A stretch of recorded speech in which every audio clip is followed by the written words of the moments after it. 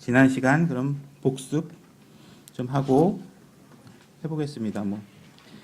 지금까지 이야기들이 지금 2장에 들어와서 지금 그 엘리의 자녀들과 사무엘이 어떻게 성장하고 있느냐 하는 내용을 대비해가면서 설명을 하고 있죠. 그래서 똑같은 주의 성전에서 자라고 있고 똑같은 엘리의 권위하에 맡겨져서 성장하고 있는데 엘리의 두 자녀는 마귀의 자녀처럼 이렇게 성장하고 있고 사무엘은 하나님 말씀 앞에서 올바르게 자라가고 있는 모습들을 대비해가면서 설명하고 있습니다. 결국은 이제 오늘 이야기로 이어져가는 내용들이 결국은 엘리에게 부여된 모든 축복과 모든 은혜들을 하나님께서 다 접으시고 그에게 저주하시고 그 모든 인생을 죽음으로 마감하시는 내용이 전개될 텐데 이런 내용들이 아주 냉정하게 기록되고 있음을 보게 됩니다. 그래서 그 2장 24절을 잠깐 보시면요. 사무엘상 2장 24절 아니라 내 아들아 내가 듣는 소문이 좋지 아니하니 너희가 주의 백성으로 하여금 범법하게 하는도다 이렇게 되어 있죠. 그래서 주의 성전에서 자라고 있는 엘리 제사장 직분을 행하고 있는 엘리의 두 자녀들의 범법으로 인해서 그 지역의 백성들이 범법하도록 만들고 있다고 하나님께서 말씀하고 계십니다. 그래서 우리가 특히 말씀을 다루는 사람의 어떤 가르침이나 행동이나 이런 것들이 굉장히 중요하겠죠. 그래서 나 하나 행동이 아무렇게나 하면 어떨까 하고 생각할 수도 있겠지만 그 행동으로 인해서 분명히 누군가에게 영향을 미치고 있다는 사실들을 이 말씀을 통해서 우리가 좀 인지할 필요가 있습니다. 그래서 결국은 다음 절에 25절 하반절에 보면 주께서 그들을 죽이려 하셨기 때문이라 이렇게 해서 하나님께서 결국은 이 가정을 죽이고자 이미 결심을 내린 상태입니다. 그리고 이제 이 사무엘은 그 암울한 세계 속에서도 하나님의 사람으로 준비되어지고 성장하고 있는 모습을 26절에 기록하고 있습니다. 사무엘은 점점 자라면서 주의 사람들에게 호의를 입었더라 이렇게 되어 있죠. 그래서 기적적인 삶이 아니라 사무엘은 실제로 잘 성장하면서 주변 사람들에게 좋은 아이구나, 좋은 사람이구나, 굉장히 친하게 지내고 싶은데 이런 모습들을 보여주면서 성장하고 있다는 얘기입니다. 그죠? 그래서 우리도 이렇게 삶에서 우리가 드러나는 삶이 호의를 입을 수 있는 사람으로 성장하는 것이 중요하겠죠. 여러분의 자녀를 그렇게 성장시킬 수 있도록 노력하시는 게 중요할 겁니다. 자, 오늘은 다음 이야기로 진행해 보도록 하겠습니다. 오늘은 가능하면 2장 마지막 절까지 이제 2장을 끝낼 건데요. 3장부터는 굉장히 스토리 위주의 이야기가 전개되니까 여러분들이 좀 읽어 오시면 지금처럼 한 절 한 절 다 같이 읽지 못하고 넘어가는 부분들이 있을 테니까 이야기를 따라오실 때 도움이 되실 것 같습니다. 자, 그러면 27절인가요? 27절 한 절 다 같이 소리내서 읽어보도록 하겠습니다. 자, 준비되셨죠? 네, 시작. 하나님의 사람이 엘리에게 나와 그에게 이르되 주가 이같이 말하노라. 내 조상의 집이 이집트에서 파라오의 집에 있었을 때에 내가 그들에게 분명하게 나타났느냐 이렇게 되어 있죠. 여기 보면 질문 형태로 되어 있는데 제 개인적인 느낌인지 모르겠지만 나타났느냐 이렇게 물으면 아니요 이렇게 대답할 것 같은데 이거 대답은 뭔지 아세요 여러분? 네입니다. yes. 다 여기 질문은 다 yes예요. 여기 보면 하나님의 사람이라는 표현이 등장합니다. 그죠? 하나님의 사람. 하나님의 사람이 나타나서 뭐라고 얘기를 하냐면 주가 이와 같이 말하노라 이렇게 얘기를 합니다. 그래서 하나님의 사람은 하나님의 말씀을 그대로 전하는 사람을 하나님의 사람이라고 할 수 있죠. 그래서 하나님은 당신의 말씀을 정확하게 오차 없이 더하거나 빼는 거 없이 그대로 전하는 사람을 찾고 계시고 그런 사람을 하나님의 사람으로 들어서 사용하고 계십니다. 이 하나님의 사람은 실제로 보면 그 이름이나 그 출처 같은 거를 알 수도 없고요. 그래서 이 하나님의 사람이 지금 전하고 있는 내용들을 보면 상대방한테 듣기 좋은 얘기를 하는 게 아니잖아요. 그죠? 굉장히 너 이제 저주받았어. 너희 집안은 망했어. 막 이런 얘기를 좀 해줄 거거든요. 이 말을 지금 하는 거예요. 하려고 하는 거예요. 그러니까 굉장히 너 가서 저기 뭐 좋은 거 갖다 준다고 말해. 이렇게 하는 건 누구든지 가서 이렇게 하기 좋지만 당신 저주받았습니다. 이런 얘기 하는 거 쉽지 않죠. 그러나 하나님께서 그렇게 말하라고 시키면 하나님의 사람은 어떻게 해야 돼요? 그거를 해야 돼요. 그대로. 그러니까 여기서 만약에 누군가가 하나님의 말씀을 선포한다면 그 말씀은 여러분들이 듣기 좋은 얘기를 하라는 것이 아니라 뭐예요? 여러분들을 죄로부터 범법으로부터 지키기 위한 아주 냉정하고 잔인한 말을 여기서 선포할 수도 있다는 얘기가 되겠죠. 그래서 여기에 서 있는 사람은 여러분들이 듣기 좋은 얘기를 하기 위해 서 있는 게 아니라 여러분들에게 때로는 듣기 어려운 이야기를 하도록 하나님께서 명령하시고 그 자리에 세울 수 있다는 얘기죠. 그걸 듣고 따라가느냐 못 따라가냐는 각자의 몫이죠. 각자의 몫이. 여러분들이 여기서 그렇게 가르쳐 놓고 너 안 하니까 너 우리 교회 나가. 너 왜 안 해? 이렇게 해서 여러분들을 막 잔인하게 핍박하려고 하는 얘기가 아니라 여러분들에게 정확하게 목표 지점을 알려주고 여러분들이 그 목표 지점에 따라가지 못할 때는 권면해주고 채찍질 해주고 해서 우리가 같이 갈 수 있도록. 그러나 경고와 권면을 했는데도 안 되면 하나님께서 또 알아서 처리를 하시겠죠. 그런데 어쨌든 간에 여기서는 굉장히 듣기 싫은 이야기를 할 때도 있다. 하나님의 말씀을 그대로 전해야 된다 하는 얘기가 중요하겠죠. 그래서 그래야지만 여러분들의 상태가 어떤지 정확하게 알고 진단하는 게 좋지. 여러분들이 상태가 굉장히 위험한데 그걸 듣기 좋은 얘기를 해서 넘어갈 수는 없겠죠. 이 하나님의 사람에 관해서 우리가 한번 다른 곳에서 등장하는 곳이 있는데 한번 관련 구절을 찾아보도록 하겠습니다. 사사기 13장 6절입니다. 사사기 13장 6절.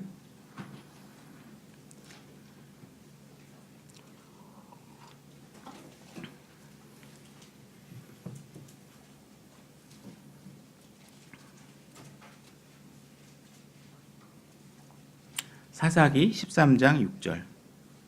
자, 못 찾으신 분은 계속 찾으시고 제가 읽겠습니다. 이에 그 여인이 가서 자기 남편에게 구하여 이르되 하나님의 사람이 내게 왔는데 그의 용모가 마치 하나님의 천사의 용모 같아서 심히 두려움으로 그가 어디서 왔는지 내가 묻지 아니하였고 그도 자기 이름을 내게 말하지 아니하였나니. 이렇게 되어 있죠. 그래서 이 사람의 이름이나 명성이나 이런 건 우리가 알 수 없습니다. 그죠? 그게 하나님의 사람은 그게 중요한 게 아니죠. 그죠?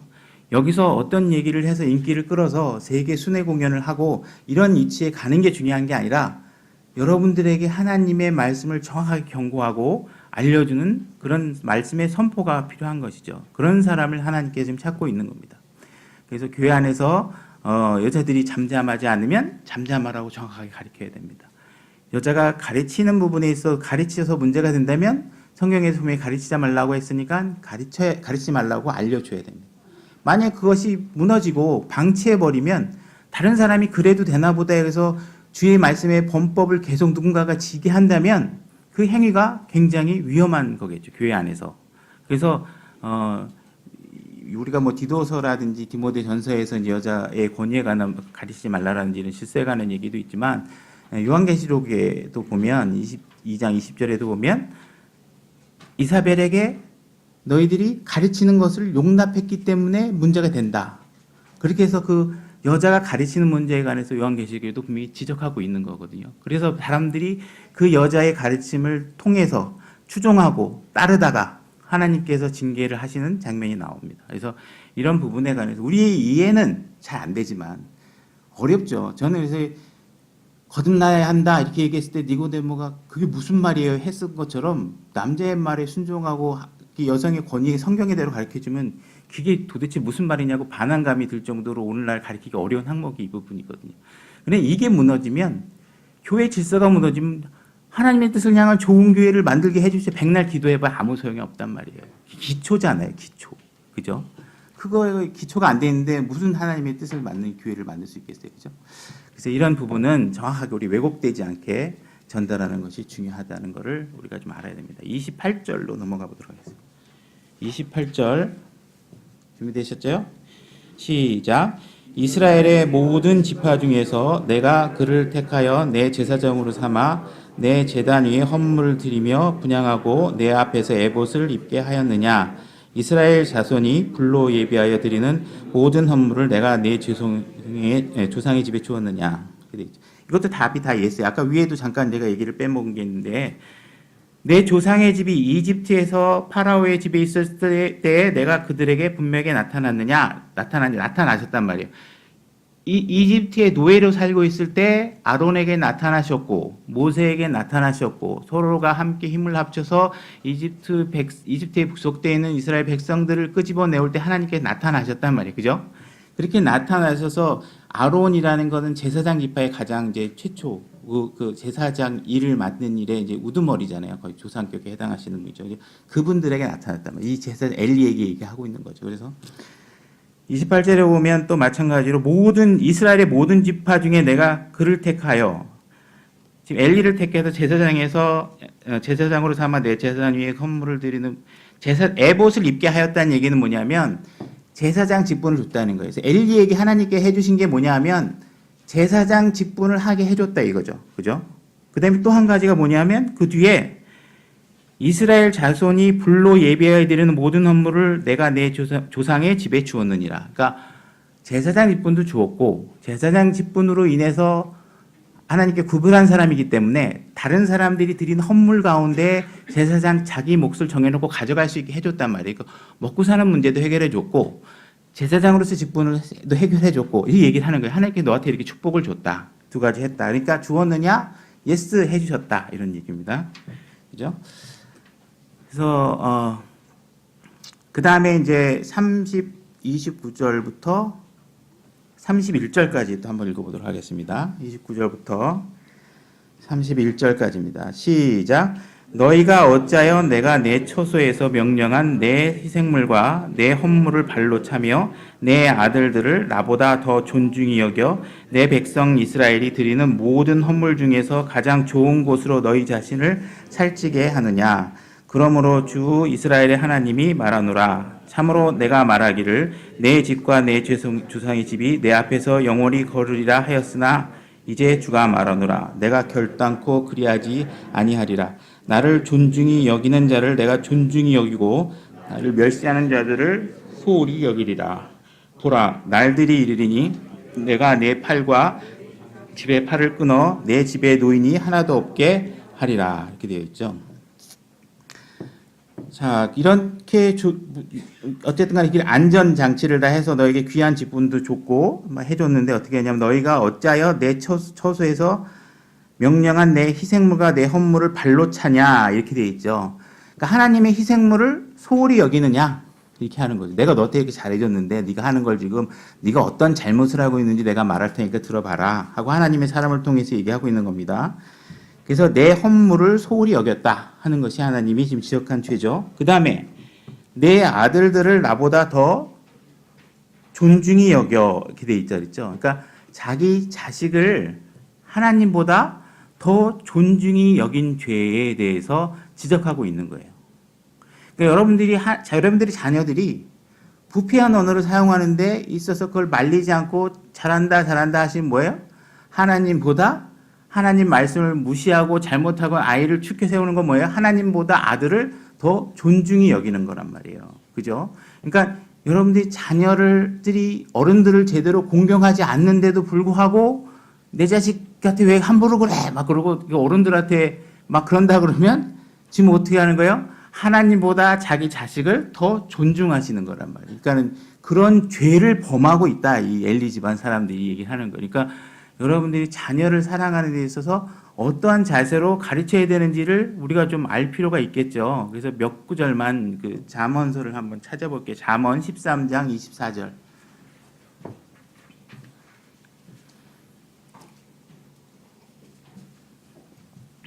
잠언 13장 24절.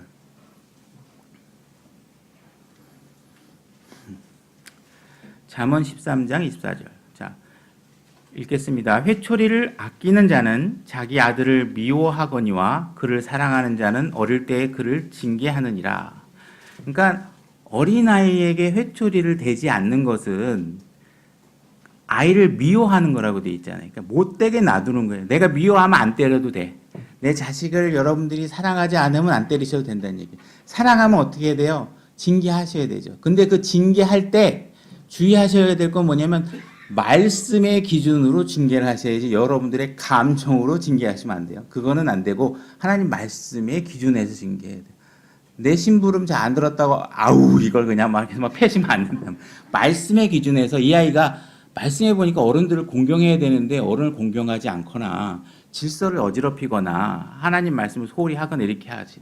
그리고 하나님께서는 절대로 우리를 강제로 끌어안혀서 여기 앉아서 예배드리게 하지 않습니다. 여러분들도 아이들을 훈계할 때 그 선을 적절하게 잘 제어하실 필요가 있어요. 그래서 최근에 막 문제가 좀 되는 것 같은데 막 강제로 해가지고 막 성경책 필사 안 하면 막 때리고 이렇게 하는데 뭐 저도 그 개인적인 사정을 알 수는 없지만 우리가 그 자제해야 되는 입장들도 분명히 있죠. 그러니까 하나님은 우리를 자유하면서 스스로 따라오게 만드시잖아요. 그러니까 여러분들이 부모로서 본을 보이고 자녀들이 스스로 따라올 수 있게 하면서 잘못했을 때는 회초리를 때리고 하는 것들이 잘 밸런스 균형될 수 있도록 여러분들이 하셔야지 말 안 한다고 교회 안 나온다고 반강제적으로 패면서 데려오곤 하게 되면 그거는 안 되는 거죠. 그러니까 그 자제를 잘 하셔야 돼요.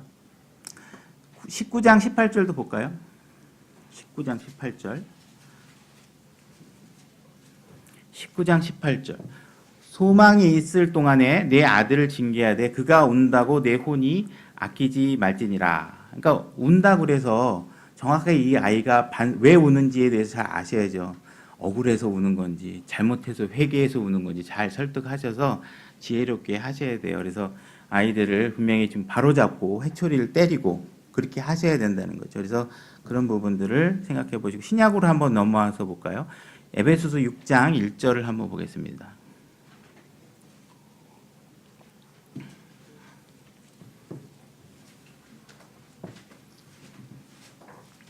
에베소서 6장 1절. 에베소서 6장 1절부터 4절까지 제가 읽겠습니다. 자녀들아 주 안에서 너희 부모에게 순종하라. 이것이 옳으니라.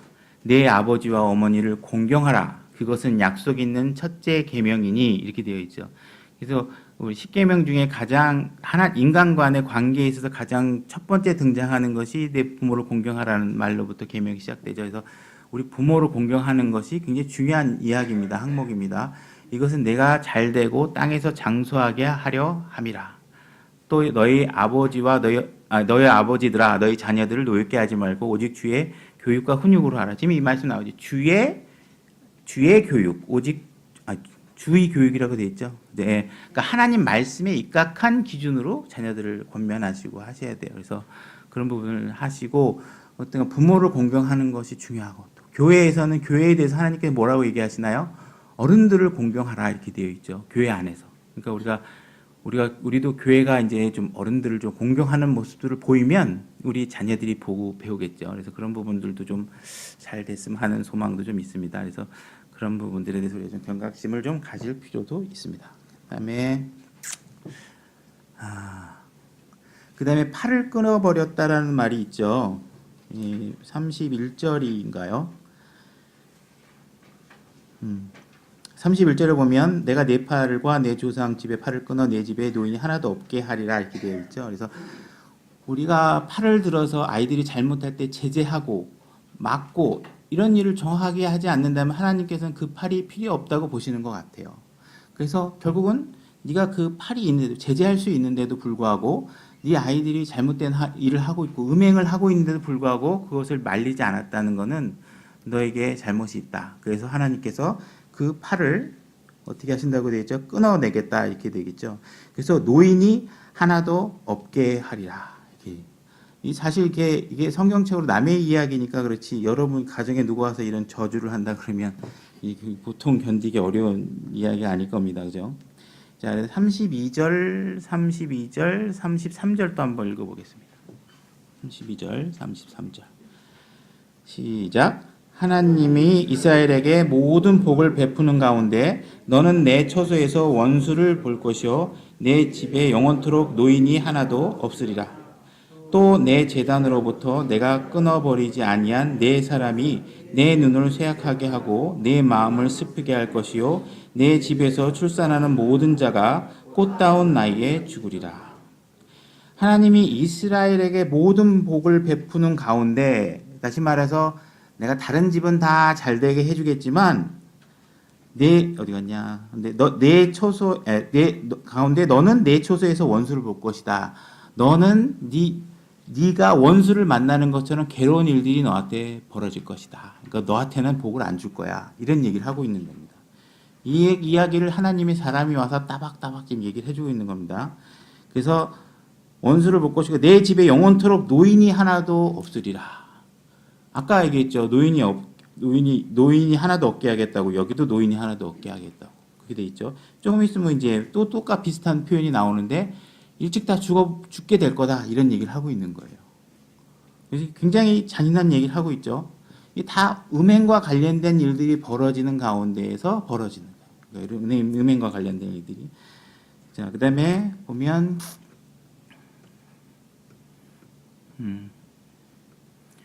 자, 그래서 31절, 2절, 33절, 4절 이거 잘합니까? 잠깐만요.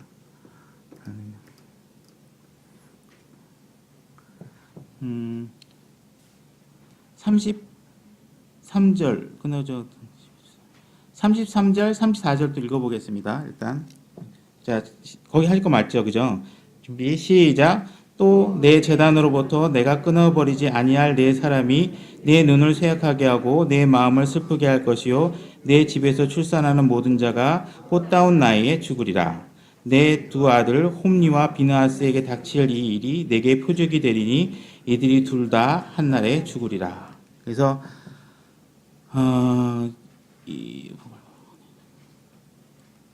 하나님이 지금 30절에 보면요. 제가 하나 빼먹은 게 있는데 30절에 보면 내 집과 내 조상의 집이 내 앞에서 영원히 거르리라 하였으나 이렇게 되어 있잖아요. 그러니까 제사장 집과 지금 이 집을 하나님께서 영원히 약속해 놨단 말이에요. 근데도 불구하고 하나님께서 너희 더 이상 이제 제사장직 끝 하고 제사장직을 다 뺏어 버리는 거예요. 제사장직 뺏어 버리고 집안에 이런 저주를 지금 계속 내리고 있는 겁니다. 그래서 제단에서 내가 끊어버리지 아니할 네 사람, 그러니까 완전히 이 집안을 멸하는 게 아니라 그 중에 살아남는 사람이 있죠. 근데 남는 사람이 있는데 그 살아남는 사람들조차도 어떻게 하냐면 이 사람들의 눈을 쇠약하게 하고, 그러니까 눈에 가시거리가 되기 위해서 뭔가 불편하게 만드는 상황들이 벌어진다는 거예요. 그러니까 내 마음을 슬프게 할 것이요, 그 사람들이.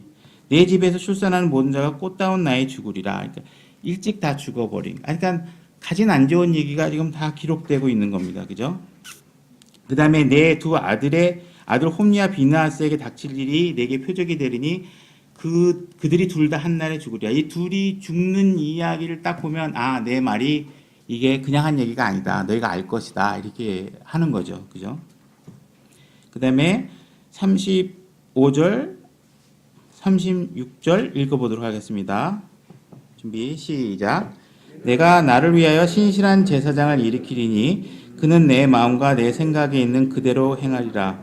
내가 그들을 위하여 든든한 집을 세우리니 그가 나의 기름 부은 받은 자 앞에서 영원히 거르리라. 내 집에 남은 모든 사람이 와서 은 한 조각과 빵 한 조각을 위하여 그에게 엎드려 이르되 원하노니 내게 제사장의 직무 중 하나를 맡기사 내가 빵 한 조각을 먹게 하소서 하리라. 되어 있죠. 잘 안 되네.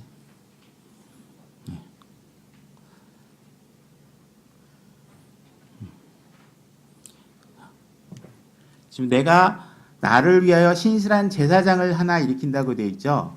이 신실한 제사장은 어떤 일을 할 거냐 하면 내 마음과 내 생각에 있는 그대로 행하리라. 이렇게 되어 있죠. 그러니까 신실하다는 거는 하나님 말씀대로 그대로 행하고 전하고 하는 사람이겠죠. 그죠? 그래서 이 신실한 제사장이 이걸 일으킨다고 했는데 이관 신실한 제사장이 누구일까 하는 부분에 있어서 우리가 가깝게는 바로 이 준비되어 있는 사무엘이겠죠. 사무엘이 하나님의 신실한 제사장으로서 그 하나님 말씀을 선포하고 가리키는 일에 이제 준비된 일꾼으로 자라고 있고요. 예언적으로는 사독과 어디 갔냐?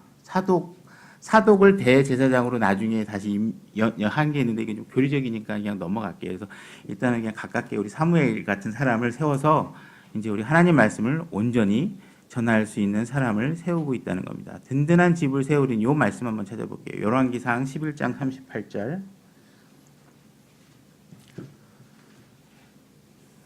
열왕기상 11장 38절입니다.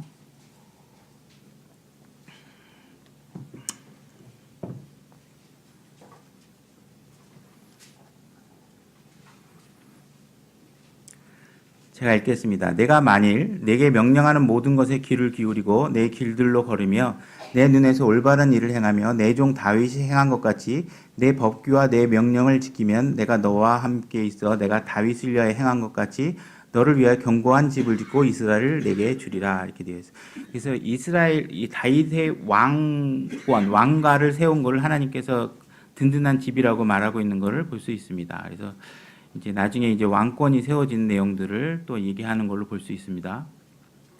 그 다음에 이제 마지막 절에 있는 와서 결국은 이 사람들이 상태가 어떻게 되느냐, 결국은 구걸하게 되는 상황이 된다는 거죠. 그래서 은 한 조각, 빵 한 조각, 이 은이 정확하게 실버 은을 얘기하는지는 좀 뭐 정확하게 모르겠지만 뒤에 이제 빵 한 조각을 위하여 이 내용을 보면 결국 우리가 하나님께서 너 먹을 거 다 해결할 수 있게 제사장 다 헌물 중에 너 먹을 거 다 해줬잖아. 근데 결국은 나중에 가면 제사장직도 빼앗기고 헐벗어서 빵 한 조각만 좀 어떻게 먹을 수 있게 좀 해달라 이런 구걸하는 상황이 되고 제사장 직무 중에 하나 결국은 이제 제사장을 하고 있는 들 중에는 이제 위에서부터 아래까지 많은 여러 가지 단계들이 있겠죠. 허드렛 일서부터. 그러니까 이런 제사장 인물 중에 가장 작은 허드렛 일 하나조차라도 할 수 있게끔 해달라. 이렇게 얘기를 하는 거예요. 그러니까 제일 높은 데서부터 제일 낮은 데까지 하나님께서 그렇게 떨어뜨리겠다. 이 경고를 지금 하고 있는 거예요. 이 경고가 그냥 경고가 아니고요. 실제로 이미 하나님이 죽이겠다고 마음 먹고 이제 결과가 그렇게 될 거라고 이제 선언하시는 거예요. 이건 이미 경고가 지난 상태죠. 경고가. 그래서 이런 상태로 지금 하나님 말씀을 하고 계십니다. 때문에 그래서 하나님의 이거는 넘어가고 그 다음에 이제 보면 29절에서 우리 다시 한번 앞에 본문 중에 중요한 말을 좀 몇 가지 살펴보겠는데요. 29절에 보면 가장 좋은 것으로 라는 말이 있어요. 가장 좋은 것은 우리가 원래는 어떻게 해야 돼요? 하나님께 드려야 되잖아요. 하나님께. 근데 스스로 살찌게 하는데 이제 사용되고 있는 죄를 짓고 있는 거거든요. 그래서 이 가장 좋은 것을 하나님께서 우리가 어떻게 사용하는지에 대한 성경 구절을 보면 이건 그냥 찾지 마세요. 히브리서 7장 4절 보면 아브라함이 자 이제 이 사람이 얼마나 위대한가 깊이 생각해 보라. 심지어 족장 아브라함도 노획물의 10분의 1을 그에게 주었으니 해서 10분의 1을 하나님께 드리는 장면이 나와요. 그래서 노획물의 10분의 1을 하나님께 드리는 거죠. 근데 말라기에 가면 말라기 1장 7절에 보면 너희가 제단 위에다 더러운 뻥을 갖다 놓고 이렇게 주를 더럽히느냐. 너희가 이르길 주의 상은 업신여겨도 된다 하는 점에서 그리하였느니라. 뭐 이런 식으로 되어 있어요. 그러니까 가장 좋은 것은 하나님께 드려야 되는데 이제 말라기 하면 11조라는 그 형태들도 보면 전부 다 병든 것. 못 쓰는 그런 짐승들을 하나님 앞에 갖다 드리는 일들로 벌어져서 가장 좋은 것을 가지고 우리가 벌어지고 있는 죄에 대해서 하나님께서 경고하고 있습니다. 그다음에 우리가 이 가장 좋은 불순종하는 죄를 짓는데 사무엘상 15장 2절에 가면 이것도 시간 관계에 찾지만 제가 설명할게요. 아말렉 족속을 물리치고요. 이스라엘 보고 물리치고 가서 다 죽이라 그랬어요. 어느 거 하나도 남기지 말고 다 죽이라고 했어요. 근데 이스라엘 백성이 어떻게 했냐면 다 죽이려고 하다 쓸만한 거 있으면 챙겼단 말이에요. 좋은 거 있으면. 그죠? 그러니까 불순종하는 죄를 졌단 말이에요. 가장 좋은 것에 관해서. 그죠? 그 다음에 지금 하나님께서 이 사람들에게 지금 엘리에게 지금 제사장 직분을 박탈해 버렸잖아요. 그래서 이렇게 하나님이 우리에게 어떤 귀한 직분과 일을 맡겼는데도 불구하고 본인이 스스로 감당하지 못해서 이렇게 빼앗긴 사례들이 있어요. 그걸 한번 사례를 보려고 하는데 창세기 25장 34절 한번 볼까요?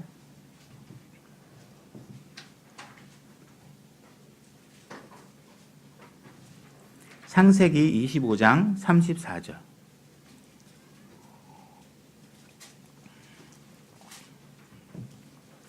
창세기 25장 34절. 제가 읽겠습니다. 이에 야곱이 빵과 팥죽을 에서에게 주매 그가 먹고 마시고 일어나 자기 길로 갔더라. 에서는 이와 같이 자기의 장자권을 업신여겼더라. 이렇게 되어 있습니다. 그래서 원래는 에서가 받을 장자 위인데 형인데 이 장자권을 팥죽 하나에다가 동생 갖다 팔아버렸죠. 하나님께서 서열상 받을 수 있는 귀한 이런 축복을 자기 스스로 그냥 버린 거죠. 누가 빼앗아 간 게 아니죠. 물론 속였지만 항상 속여도 속으면 안 되는 게 그리스도인의 삶입니다. 속아도 된다 이렇게 생각하시면 안 됩니다. 자, 그 다음에 포도원 주인의 아들 이야기가 있는데요. 마태복음 21장 41절. 마태복음 21장 41절.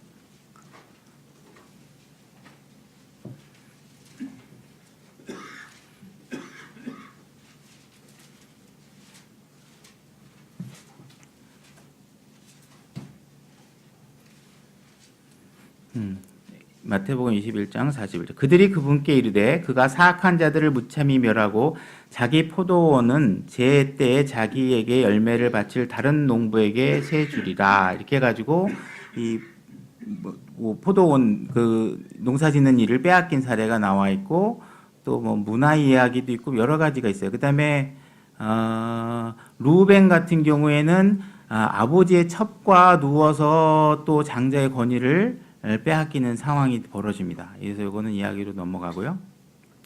그 다음에 이제 여로보암이라는 사람이 있어요.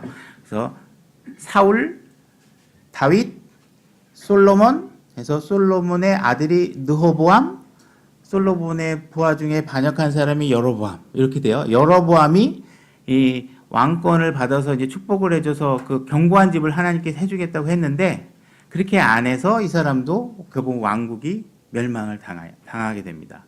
그래서 이렇게 하나님의 약속을 충실히 지키지 않아서 자기에게 주어진 그런 복을 감당하지 못하고 버리는 사례들이 나타납니다. 그래서 우리가 이 교회 안에서도 이런 부분들을 잘 경각심을 가지고 하나님과 우리와의 신앙생활을 제가 요즘 누가 교제하면 이런 얘기 자주 하는데요. 자꾸 종교적으로 생각하시지 말고요. 계약으로 생각하셔야 돼요. 계약 내용을. 이거 개념을 잘 아셔야 돼요. 그래서 우리나라 사람들은 이게 정서적으로 뭔가 이렇게 좀 해결하려다 보니까 약속을 해놓고도 좀 뭔가 불편하면 어겨도 상대방이 좀 이해해 줄 것 같고 이래요. 하나님은 딱 계약하고요. 계약대로 해주면 축복을 주는 거고 계약대로 안 하면 축복이 딱 잘려요. 죽는단 말이에요. 그냥 다 모든 게 박살이 나게 끝나버려요. 그러니까 무슨 일을 할 때 여러분들이 제대로 하느냐 안 하냐는 계약서를 자꾸 검토해 보셔야 돼요. 이게 맞는가 안 맞는가. 이 성경 말씀을 통해서 느낌으로 하시면 안 된단 말이에요. 여러분들의 생각으로 하시면 안 된단 말이에요. 그러니까 여러분들의 물론 구원받은 이후에 여러분들이 구원의 위치는 변하지 않습니다. 헷갈리시면 안 돼요. 여러분들이 뭐 하나님 약속들이 잘 안 했다 그래서 구원을 잃어버리거나 그러진 않아요. 그렇지만 여러분들이 불필요한데 시간 낭비하고 돌아가게 되고 하나님한테 상처 주고 안 해도 될 일 하게 되는 게 여러분들의 느낌대로 자꾸 한다는 거예요. 그죠? 그래서 이 부분을 여러분들이 항상 이 성경을 계약서라고 생각하고 느낌으로 생각하지 마시고 하나님하고의 관계를 이런 식으로 해버리면 백전백패하는 신앙생활을 하게 돼요. 백전백패를 하게 되는 거예요. 이게 여러분들의 느낌이나 상식 이 정도 하면 하나님이 좋아하지 않겠어? 이거 좋아하지 않겠어? 이렇게 해가지고는 안 된다고. 예를 들어서 내가 자매인데 예를 들어서 이게 뭐 하나님 말씀 가르쳐 주는 건데 좋은 게 아니겠어? 이 여러분들의 생각이죠. 계약서에 검토해 보세요. 여자는 안 되면 딱 적혀 있잖아요. 그러면 하면 안 된단 말이에요. 그러니까 그런 것들을 생각하시란 말이에요. 이렇게 해주시고 오늘은 이렇게 하고 3장부터는 여러분들이 읽어오시면 이걸 지금처럼 속도를 읽어나가서 하면 너무 오래 걸릴 것 같아서 이렇게 이야기 스토리 위주로 중요한 부분들만 좀 이렇게 짚어가면서 진행하도록 하겠습니다. 수고하셨습니다. 네.